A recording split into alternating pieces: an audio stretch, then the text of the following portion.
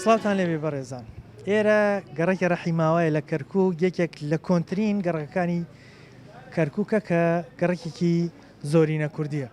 دەمەوێت بزانم تا چەند ڕەمزی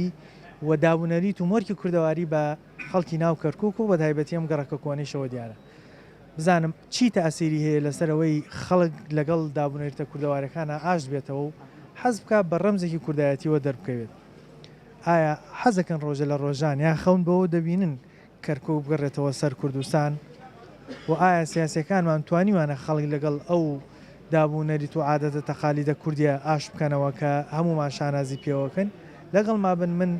خەڵکی ڕەحیماوە و ئەم گەڕەکە دوێنم ئێوەش بینەری وەڵامەکانیان من فەرموو.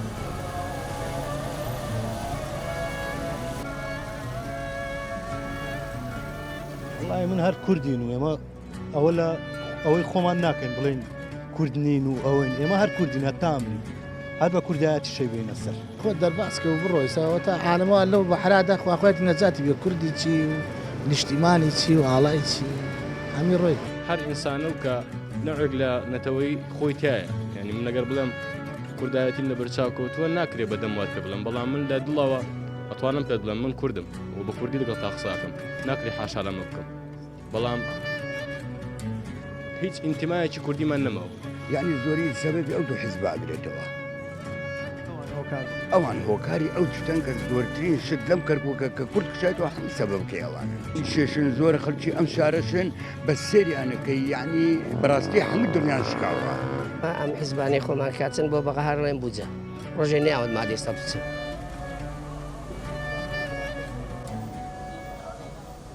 بڵێ وەڵاهی کورد نەبێویان ئەوە نەبێ نەهاز بە کوردبوونی خۆمانەکەین لێرکوانە.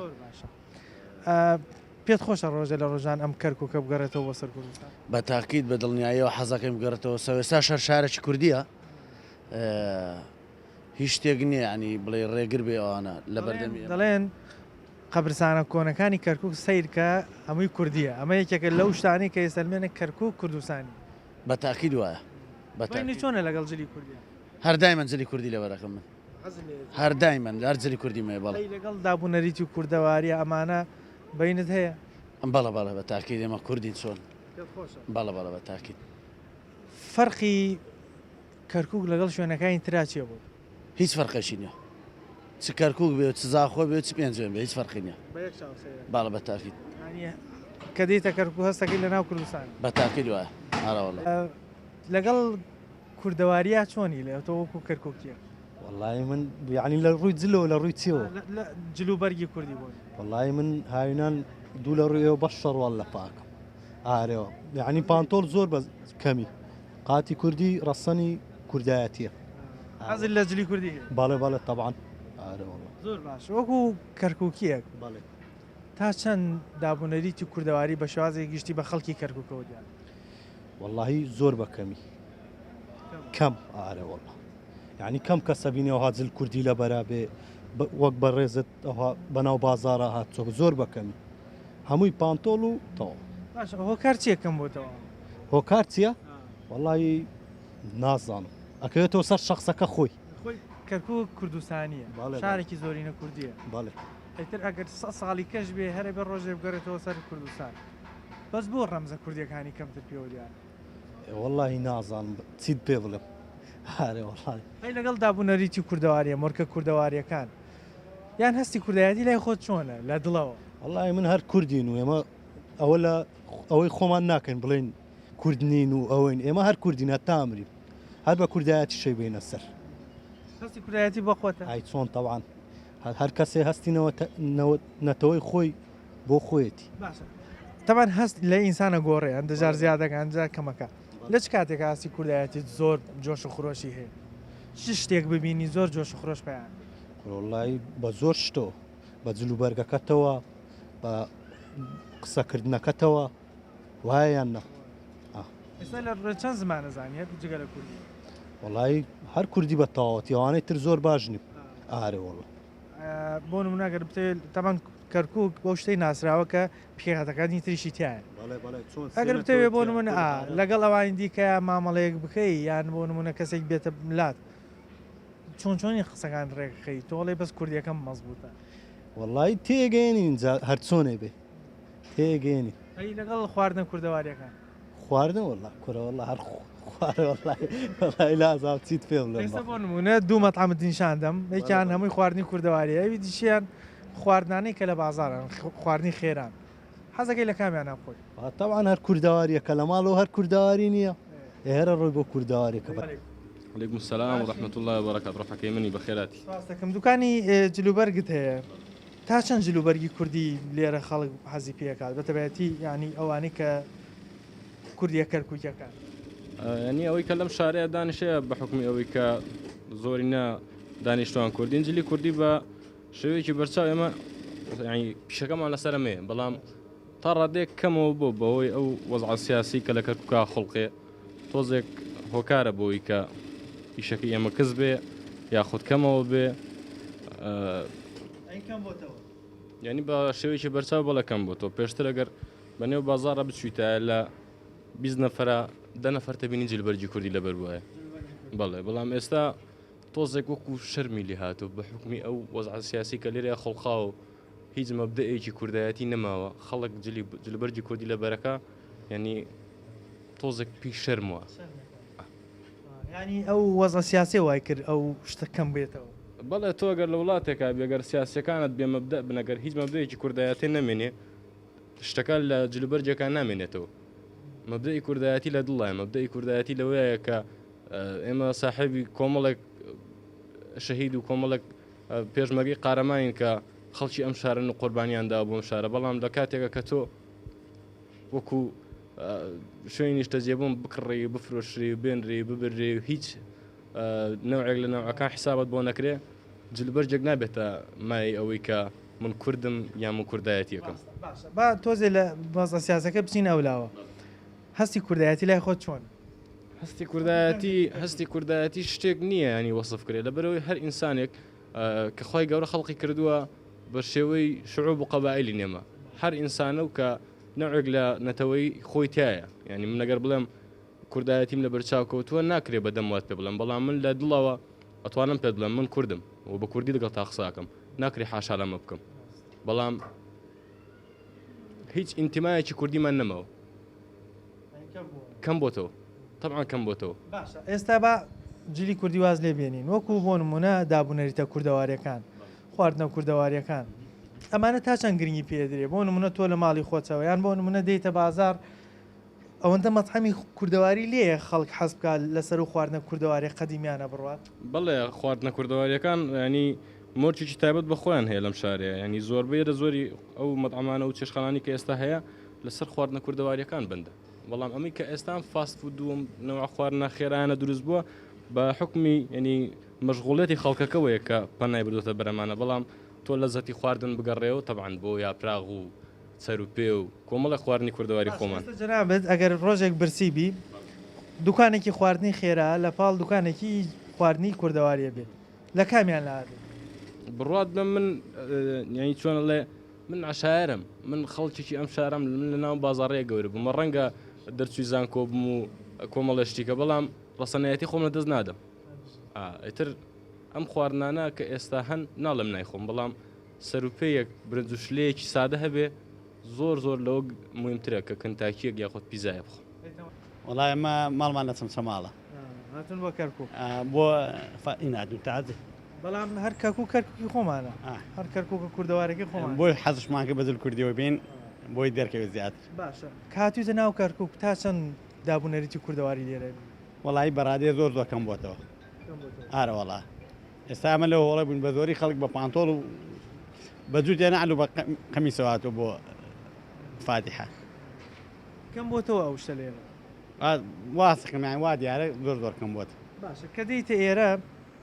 بۆکو دابوونەریتەکان هەستەکەی دابوونەریتی کوردەواری تیان دەرکەوێت زۆر بەکەمی ناوەڵە کەم ئارەوەڵە چۆنەکوێ ئەم شتە بگەڕینەوە بۆ ناوەم کەرکووکە کوردی خۆمان وڵای دەبێ هەوڵ بدەیت دەبێت لە ڕێ علامەوە لە ڕێی ڕاگەیانەکانەوە ئەم شتانە بەڵاوکەیتەوە بارودۆخی سیاسی تا چەند کاریگەری هەیە لەسەرەوەی تامان کەرکووک بگەڕینەوە بۆ دابوونەریتە کوردەواری بارودۆخی سیاسی زۆر زۆر دەوری هەیە پشتگیری حیزبەکان زۆر دەوری هەیە لایەنەکان خۆیان ئێمە چەندان حیزبانەی لەم شارەیە هەوڵ نادن بۆ بابەتانە هیچ هەوڵ نادەن ینی کەم تەرخەم بوون لەوە تەرخەمە زۆر کەم تەرخەمە باشە لای خۆت هەستی کوردایەتی چۆنە چ کاتێک زۆر جۆش و خۆشی کوردایەتی لە دڵ تا بەعنی پەراسێ وڵای من هەموو کاتێ بەڕای خۆم ئەڵێم ئەمە وەکو شتێکی شخصیە ئەبێ دەوری کوردایەتیمان هەبێ هەوڵ بدەین بۆ کوردایەتی خۆمان نابێ ئەم کەلتورانە بفەوتێنین گەشتی کوردەواری هەم شەرعیە هەم زۆری جوانە زۆر جوانە و زۆر شەرعیە بە تایبەتی زلی کوردی تۆ خەڵک ناو کەرکووکی نەوەڵام من خەڵک چەمسەماڵم ماڵمانە چەمسەماڵە بەڵامتر چەمسەماڵی سێبکار کەرکووکە چەمسەماڵ هەستاکە کەرکووکە ئارەوەڵڵە دابوونەرتی کوردەواری جلوبەرگی کوردەواری خواردنی کوردەواری تاسە نەبیێنی ناو کرد وڵی شخصی خۆم من هەر دوکان شمێ لە چەمسەماڵ هەر جلی کوردی شەفرۆشم هەر جلی کوردی ئافرەتان نەفرۆشم یعنی هیچ شتیگە نافرۆشم هیوایەتشم جلی کوردیە باشە لێرە هەستەکەی ئەم ڕەمز و دابوونەرتە کوردەواری و جلوبەرگی کوردەواری چۆنە کەمە زۆر وڵی ئێمە کە دێینە کەرکک بە جلی کوردیەوە دێن بۆ میوانی بین بۆ هەچیە بین بە جلی کوردیەوە دێ پانتۆڵشمان هەر نییە هیوایەتشمان جلی کوردی ئاراڵ سەلامت بیا تا چەند بارودۆخی سیاسی کاریگەری هەیە لەستەرەوەی ئەو دابوونەریتە کوردەواری جوانە بگەڕێنەوە بە ناو کەرکووک وڵی تەبعەن کە کەرکک گوتت کەرکک یعنی کوردایەتی یعنی جلی کوردی یعنی ڕەمزی کوردایەتی چەنەها شەید و قوربانیمان داوە لە پێنا ئەم ئەو شەیدانە بە ئێستاشەوە هەر بەردەوامە من شخصی خۆم مامەیەکم شەیدا ئیتر دیەکەشمان شەیدە زۆرمان هەیە یعنی دیەکەی خۆمان ێزە کەرکووکە هەر ئیتر کوردایەتی ئەبێ بزانین لە کەرکووکات چۆن لەگەڵ خواردنە کوردەوارەکانە بینە چۆن وڵی ئێمە خۆمان سەر هەر ماسەیەنین بۆ کەرکووک بڵێن دیەکەمان ێزە کەرکووکە ماس شتەیە نەکەرکووک یعنی بازاڕیمان هەر کەرکووکە حەزەکەی ڕۆژە لە ڕۆژان ئەم کەرکووکە بگەڕێتەوە لای کوردستان ئەی تەبعەن ئەرەوەڵا بکەوێتە دەستێکی ئەمین دەستێکی پاک یعنی بکەوێتە دەست کورت ئەیخ بۆ کورد بەڵام ئەمین بێ ئەمین بێ ئارەوەڵا کوردایەتیەکەی ئەمین بێ یعنی جۆرێک بێ ڕەمزە کوردیەکان بگەڕێنێتەوە بۆ ناو کەرکووک ئەرەوەڵا بەڵە هە لە غیری جلی کوردی زیاتر ناپۆشم لەوە تێم هاجلی کوردیە پۆشم ئێستا من هاتمە ناو کەرکووک تۆزێکم شتە کەمە بینم جلوبەرگی کوردی کەمترە بۆچی وای لات وڵی بڵم کەوێتە سەری زەو قلیسانەکە خۆی نەفەرەکە خۆی ئێستا دابوونەریتی کوردەواری لە ناو کەرکووکا چۆنە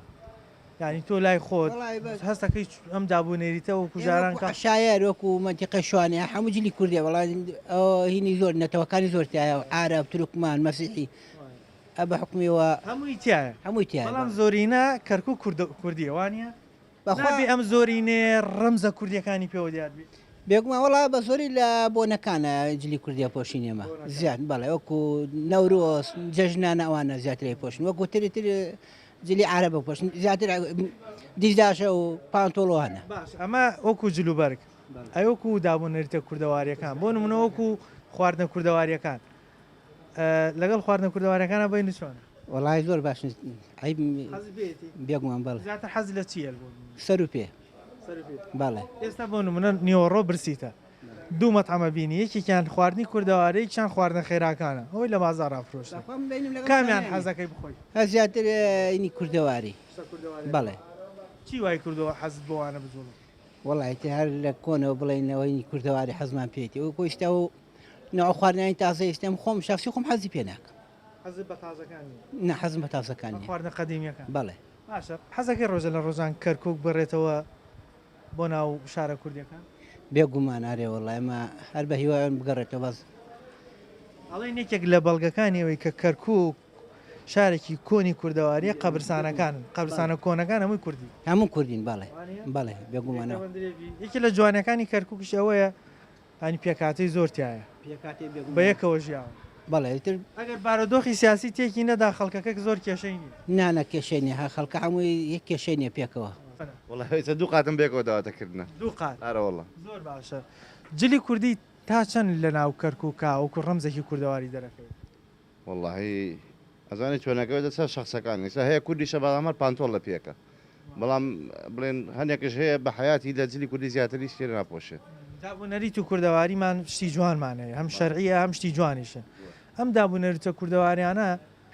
بەرەو کاڵبوونەوە چوون یاخود بارودۆخەکان ئەم شتە گۆڕ والله طبعا يقوري بلام برو كالبونوش ناتيا باشا يعني سمنو گنجانی ولا ناو بازار رحیموان بونمون يعني زوري ادينم جل كرديان لبره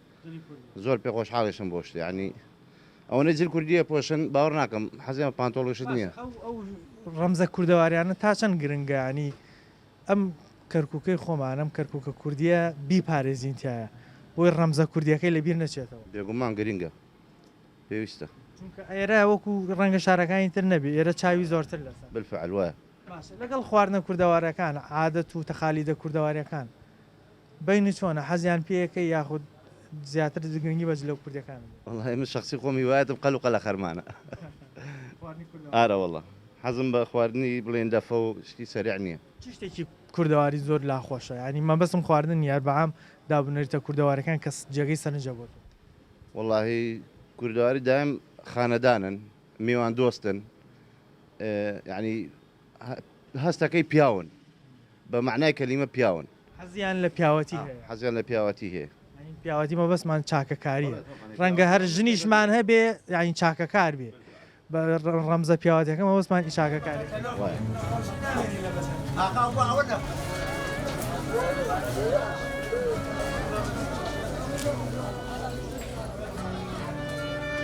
مەسەن تۆ چی بۆ ژنێ ماراکە یان شتێکەوانانە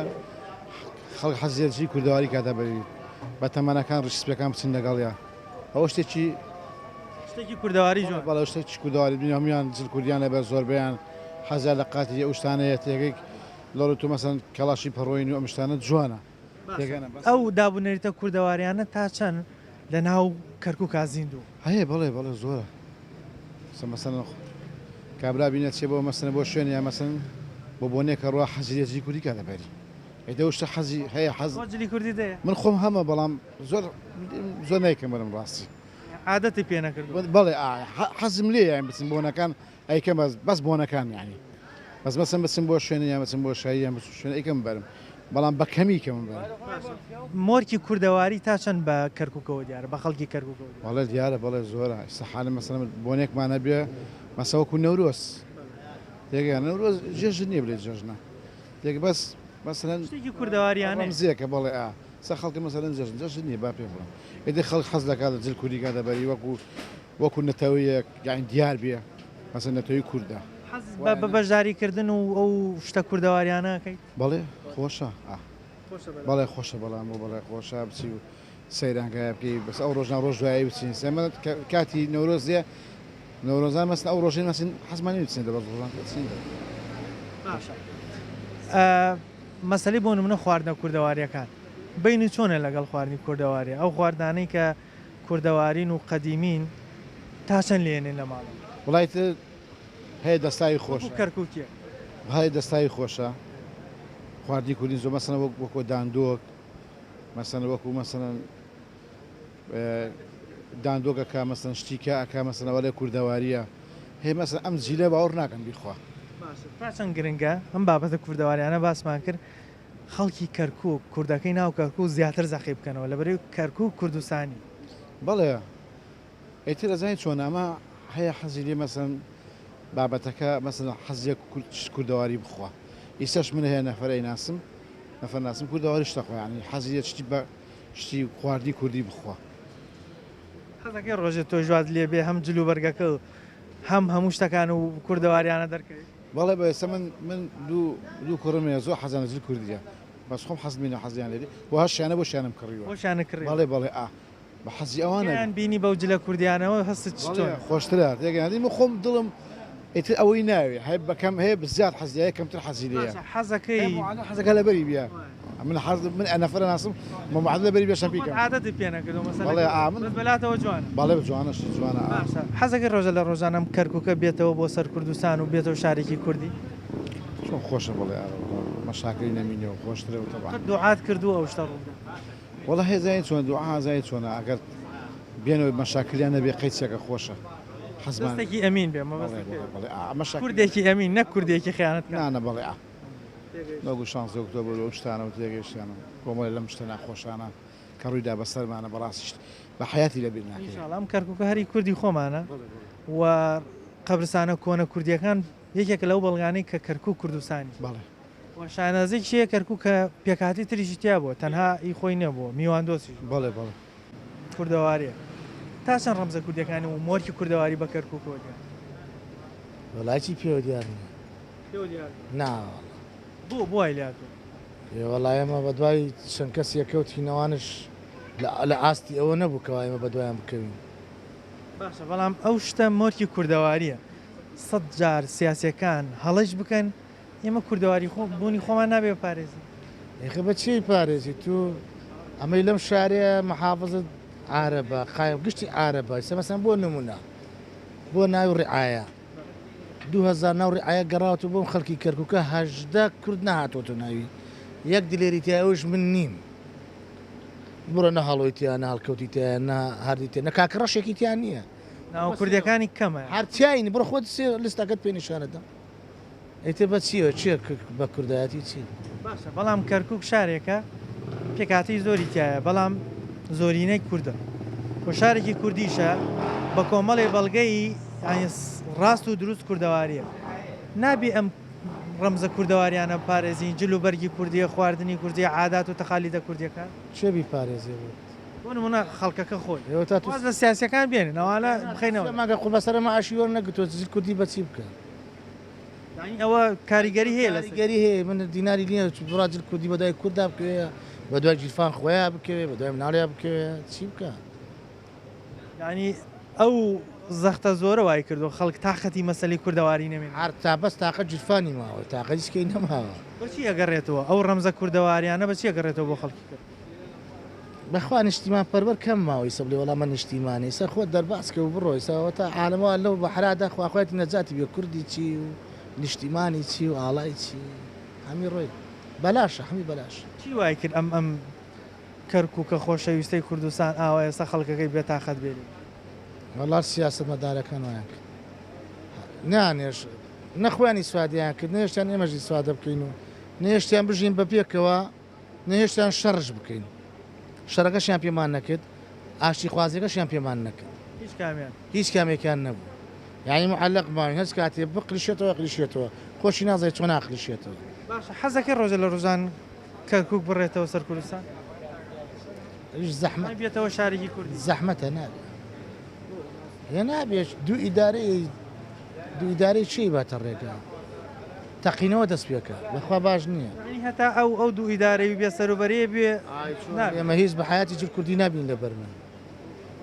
ئەی دوو ئیدارەی چیە من یەک ئیدارەیە بێ باشترێ سەمە لەو لا قلێکە لا قلێک ناچێت زەحمەت شەقەتش نابێت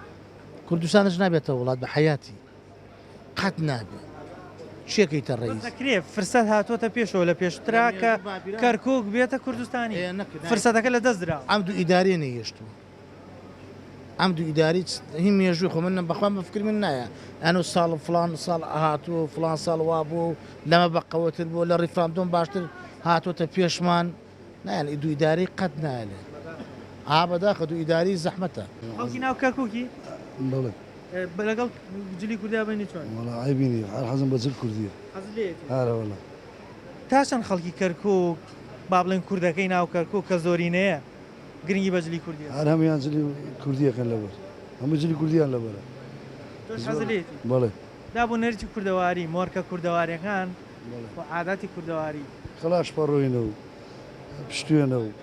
لە ناو کەرکووکە تا چەند گرنگی بە شتەگرێت وڵا خەڵک زۆر گرنگ گەنجەکان وڵا زۆر گرنگی بێت هەموو مناسەبەکان جل کوردی لەبەرەکەن بۆ شتاییە بۆ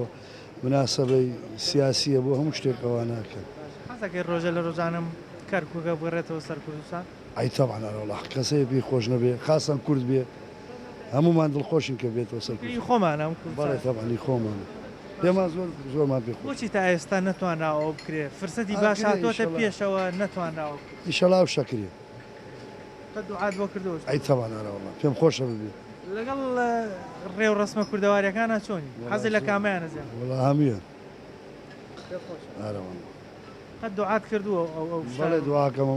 کەرکوچێت و سەر کوردستان کاتێک لە ناو کەرکووکە گەڕێی ڕەمزە کوردەواریەکان تا چەند بە خەڵکەوە دێن بەخوای یعنی 120 دیار نییە زۆر کەمە یعنی بەڕاستی ئەو عالەمە خوڵقەی نماوە ئەو خوڵقەی نماوە گزاران خوڵق بە دڵکی کوردی بدا و بە کوردەواری بدا یعنی بۆتەوە زۆر کەم بوویتەوە هەر کەسێک خەریکی شتێکە بۆ خۆی باشە بەڵام کەرکووک شارێکی کوردیە زۆرینە کوردیە بە هەموو بەڵگەیەک کوردستانی بۆ دابوو نەریت و مۆرکە کوردەوارەکان کاڵ و کزە لێر ئەزانی بۆ عالەمەکە بێزار بوو بێزار بوو ئێستا هەر کەس خەریکی ژیانی خۆی چی وای کرد ئاوا خەڵک بێزار بێت بەتایبەتی کوردەکەی خۆمان کە خاوەنی شارەکە کوردەکەی خۆمان ینی بڵێ بۆ وای لێ کردووە ینی بۆچی وای لێ هاتووە بۆ کشایتەوە لە کوردەواری ینی زۆری سەبەبی ئەو دوو حیزب ئاگرێتەوە ئەوان هۆکاری ئەو تشتن کە زۆرترین شت لەم کەرکووکە کە کورد کشایەوە هەمووی سەبەبکەی ئەوانن چونکە هیچ خوڵقی بەو کوردی ئێرە نادەن کوردی کەرکووک زۆر مەزلومە زۆر ئینسانی باشەوەی زۆری نێ و خاوەنی شارەکەی شێشن زۆر خەڵکی ئەم شارەشن بە سێریانەکەی یعنی بەڕاستی هەموو دڵیان شکاوە یعنی کەس هیچ کەسێ احتیمال بە خەڵکی کەرکووک نادا با من ئەلێرەوە بۆ بڵێم ئەگەر گرنگیان پێ بدایە ئێستا زۆرینێ بازاڕ جلی کوردی لەبەر بەڕێ دلی کوردی لەبەردا بوو کورد زیاترە بوو ئێستا هیچ کەسێک زۆر خوڕق بە کوردی ئێرە نادا یعنی خەڵکی کەرکووک زیاتر مەغدورە زۆر لە هەموو شتێک چۆن ئەو خەڵکە ئاشتەکرێتەوە لەگەڵ دابوونەریتە کوردەوارەکانە کە ڕەمزی کوردایەتی پێوە دیان چۆن ئاشتەکرێتەوە ئەم ئاشکردنەوەی ئەوانە لەسەر حیزبەکان ئەمینێتەوە لەسەر مەسوولەکان ئەمینێتەوە ئەبێ احتمال بە خەڵکی کەرکووک بدەن بە کەرکووک بدەن بە خزمەتیان بکەن بەسەر منطقە هەیە مەسەر سەب نەکراوە هەندێک منطقەیە عاربی هەمووی ئیشی بۆ کراوە هەمووی سەب کراوە هەمووی پاکرایتەوە هەمووی کارەبای بۆ دانراوە خەڵکی کەرکووک ئەو شتانەی بۆ نەکراوە ئێستا ئەگەر گرنگی بە خەڵکی کەرکووک و بە ناوچە کوردیەکان دەی ئەتوانی بڵێن بۆ منە ساڵێکی دیکە دەیتەوە سەیرەکە و شوێنە ڕەمزە کوردەوارەکانی پێوە دیڵێ بەس ئێستا مەکە سێرەکەن ئێمە ساحبمان نیە لە کەرکووک بە ئەلێرەوە پێ بڵێن کە مەڕیش شوانی نەبوو هەر یەکی بەلایەکەوە ڕوە کە شوانی خۆتە بوو هەموو شتێک ئەگیرێتەوە ئەسپاس دەکەم زۆر بەڕێزنەوە قوربانتان بم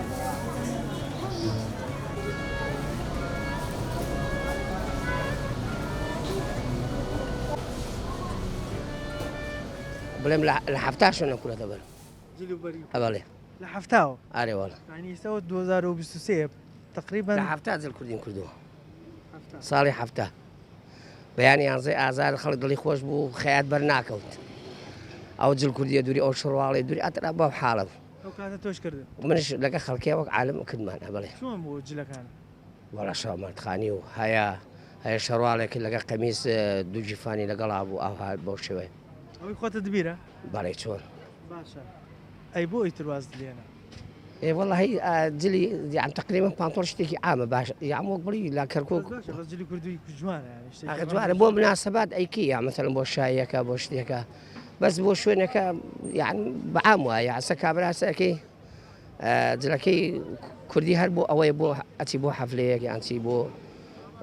سفريك شتيك امانه اي استشاريك اي كان باشا رمزي كردواري دابونەریت و ڕێوڕسمە کوردەواریەکان وەجل و بەرگی کوردی تا چەند بە خەڵکی کەرکووکەوە دیارەوە گرنگی پێ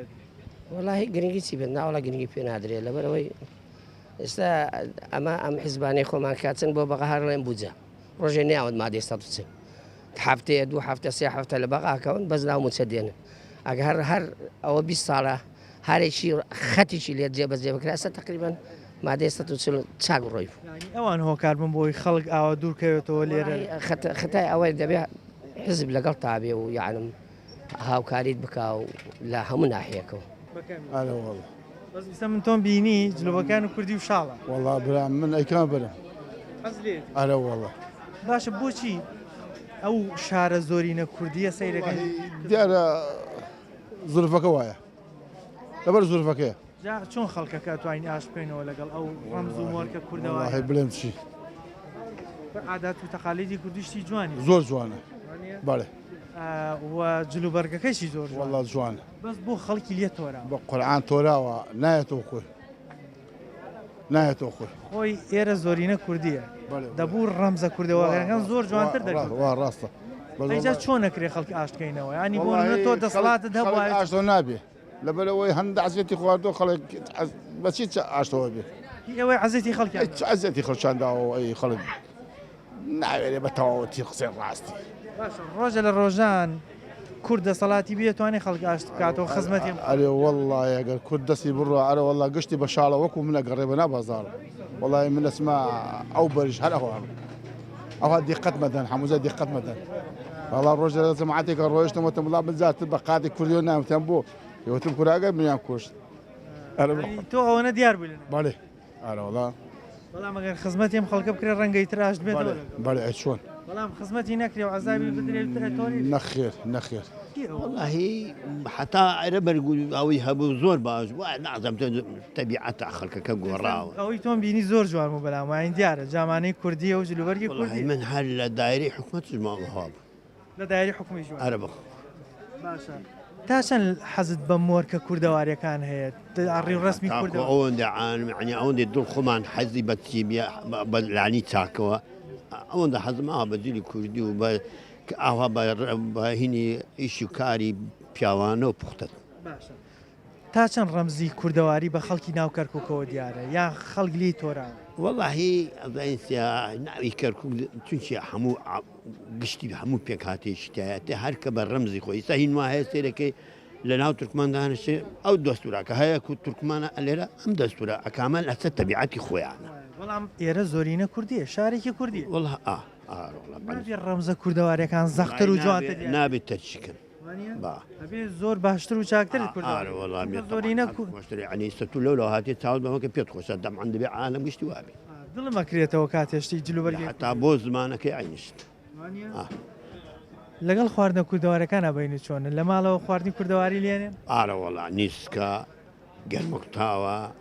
کاردووە قەدیمیەکە ئارەوەڵا ئەمانە هەری بەبێ عیلەتشن زۆری شاکن بۆتەن ئارەوەڵا یعنی خاستم بۆ مێلە وەک ئەختارێکی وەک ئێمە ئەوانە بخوا باشترە نەک ئەمەیان بریزە یانمە گۆشتێکی زۆر سووربی خراپ باشە چۆن ئەتوانین خەڵکی کەرکک ئاشکەینەوە لەگەڵ جلوبەرگە کوردەواریەکان لەگەڵ مۆرکە کوردەواری ئەبێ هەروە بە قسەی خۆش و یعنی شتەکە عادەتێکی خۆمانیە و قەدیمە وەکوکە کەلپوری یعنی ئەمانە بۆیە ئارەوەڵا هەتا بۆ تکە ئیسلامی پارێزە خۆشە یعنی ینی ئەوە ئێستا مناڵی چاوە بەدی لە کوردیە بینی دەتەکرێت من دڵم کراوەتەوە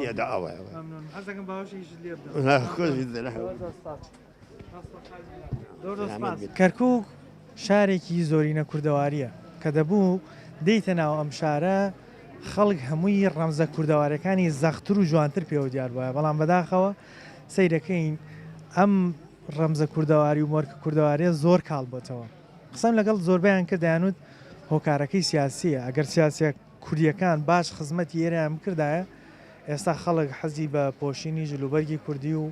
عادات و مۆرکە کوردەواریەکانە کرد ئەگەر دیخەت بدەین قەبرستانە کۆنەکان هەموو قەبرستانی کوردین ئەمە سلمێنێک ئەم شارە کوردیە واگەر بمانێ و خەڵکیش ئاشت بکەینەوە و ڕەمزی کوردایەتی و مۆرکی کوردەواردی بە خەڵکی کەرکووکەوە دیار بێ دەبێت خزمەتیان بکرێ گرنگی بەم بابەتە بدرێ هەمیشە زیندوی بکەینەوە بۆم بابەتە بەڵام بەداخەوە سیاسە کوردیەکان زۆر فرسەتی باشیان بۆ هاتوۆتە پێش لە پێشووترا نەیانتوانێ وەکو پێویست خزمەتی خەڵکی ئەم شارە بکەن و وایان لێ بکەن ڕەمز و مۆرکە کوردەواریەکانیان پێوە دیار بێ هەرچەندە ئێستەیش کەمێک یانی کەم تا زۆرێک جلوبەرگی کوردی و ڕەمزی کوردەواری پێدارین بەڵام دەبوو زیاتر و باشتر بێت کە هیوادارین ڕۆژێک لە ڕۆژان ئەو خەونەمان بێتە دی و کوردستانیش بێتە شارێکی کوردەواری بەزەو کاتە لە دەستێکی ئەمین بێ خزمەتێکی باشی ئەم خەڵکی ئەم شارە بکە تا هەمومان بەیەکەوە دەنگی کورد بگەین بە هەموو جیهان بەنامەیەم جارم پێشکەشکردن تا بەنامەیەکتر بەخوای گەورتان سپێرم خواتان لەگەڵ.